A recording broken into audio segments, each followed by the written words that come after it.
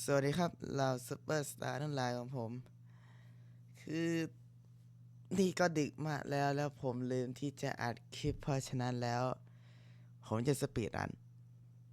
ซุปเปอร์สตาร์ที่ผมหมายถึงเนี่ยหมายถึงคุณคนดูเนี่ยนะครับ ผมจะพูดไปอีก20 กว่ารอบจนกว่า มันจะมีคนดูแตะหลักหนึ่ง วันนี้เนี่ยผมไม่ได้แต่งตอนเพิ่ม ผมย้อนกลับไปนั่งแก้ตอนที่2 3 4 5 6 7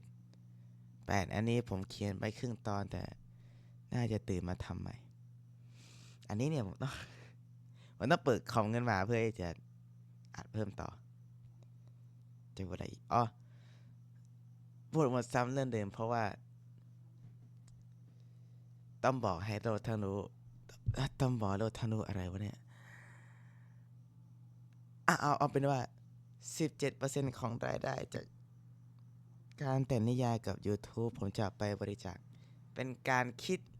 จากตัวเลขเต็มๆเลยไม่ใช่หลังหักเป็นตัวเลขหลังหักไว้นั้นแล้วผมไม่บิดคุณหรอก ผมไม่โอ้ยปวดหัววันนี้มันไม่ไหวจริงๆว่ะคิดจะพูดอะไรก็พูดไม่ได้ผมได้อ้อนตอนแก้ไขงานต้องมีอ่านแบ่งช่วงเวลามาไม่งั้นผม ผมก็แต่งก็ไม่นานจนแล้วครับคนตายซะก่อนสำหรับวันนี้หมดแค่นี้นะครับไว้เจอกันถ้าเกิดว่ามันมีคนดูนะ